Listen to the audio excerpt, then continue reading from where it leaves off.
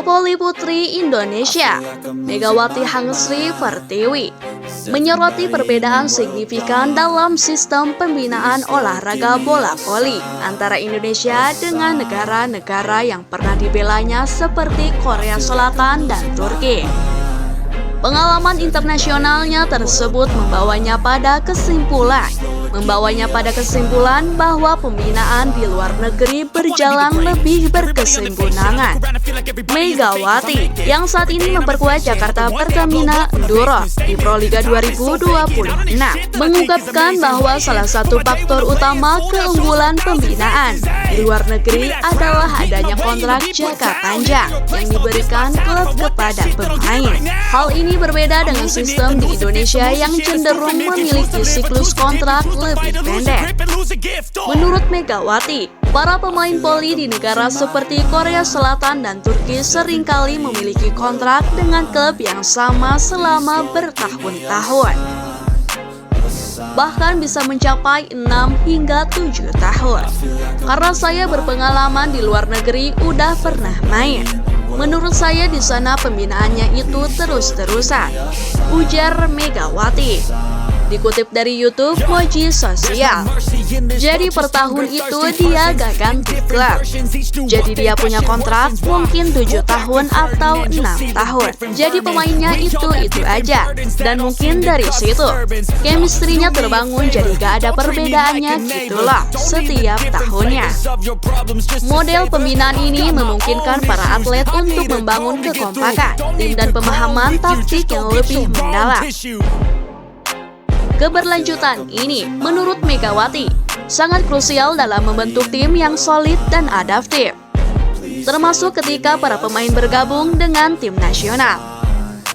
Sebaliknya, Megawati menilai bahwa sistem pembinaan di Indonesia masih menghadapi tantangan stabilitas. Banyak pemain voli di tanah air hanya bertahan 1 hingga 2 musim di sebuah klub sebelum berpindah di klub lain. Kalau di Indonesia kan ada beberapa yang cuma setahun, 2 tahun gitu aja. Kalau di sana lebih lama aja pembinaannya.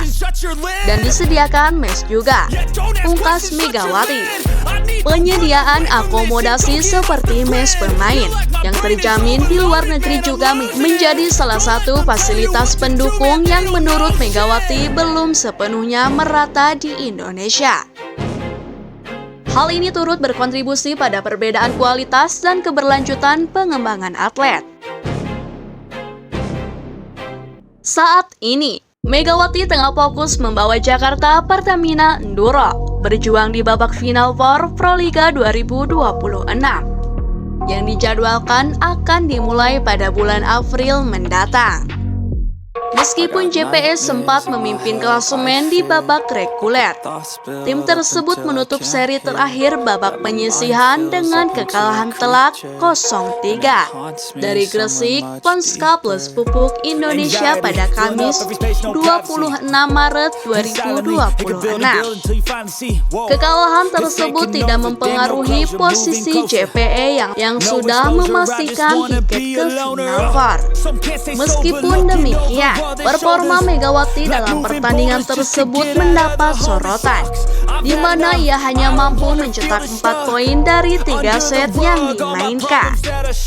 Kehadiran Megawati di JPE merupakan bagian dari strategi tim yang memang diperkuat oleh 3 pemain asing berpengalaman internasional.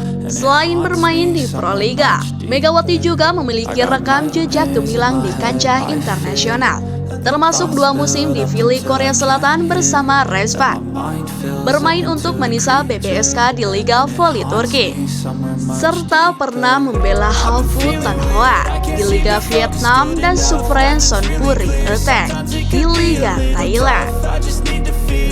Keputusan Megawati untuk kembali memperkuat JPE di Proliga tahun ini didasari oleh kedekatannya dengan tim tersebut sejak awal karirnya di Liga Domestik. Aku lahir di Proliga dengan JPE, terus Terus nggak ada alasan nolak juga sih, karena free juga setiap tahunnya. Jadi mau ikut klub mana bisa, ujarnya jujur, menegaskan bahwa ia tidak terikat kontrak eksklusif dengan klub luar negeri pada periode Proliga.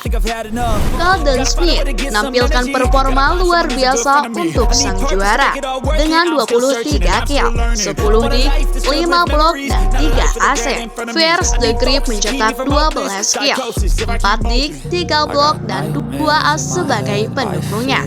Sementara Cory Sunher mencetak 5 kill dan 8 blok.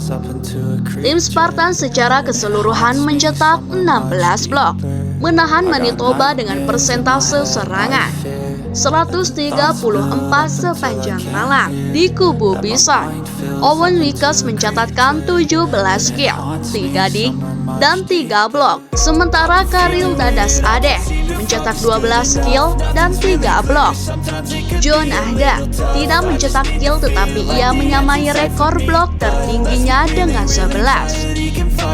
Saya pikir kita bisa sangat bangga dengan apa yang telah kita capai, ujar pelatih Manitoba.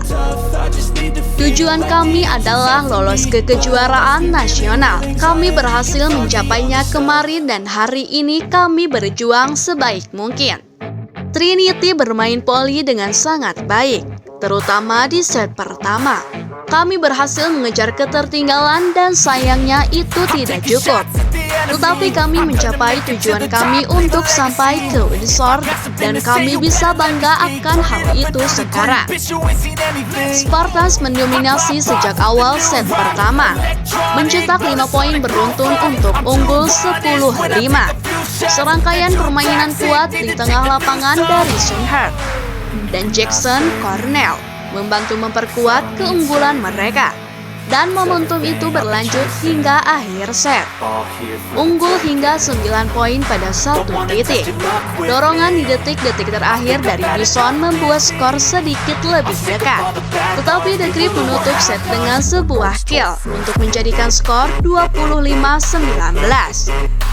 Meskipun keunggulan di akhir set pertama tidak memengaruhi siapa yang memenangkan set pertama, hal itu mungkin berlanjut ke set kedua karena Bison melanjutkan permainan yang lebih kuat dengan 3 blok awal untuk unggul 6-2. Unggulan nomor 5 mempertahankan unggulan beberapa poin untuk sebagian besar set kedua dengan keunggulan tertinggi 18-12. Saat itulah Spartans mulai mengejar ketertinggalan dengan serangkaian kill dari Smith, The Grip, dan William Van Hoosen mengurangi selisih poin. Bison membutuhkan ketenangan yang tinggi ketika mereka hanya unggul 23-22 di akhir pertandingan. Dan mereka memilikinya ketika Dadas Ade mencetak 2 poin beruntun untuk menyamakan kedudukan.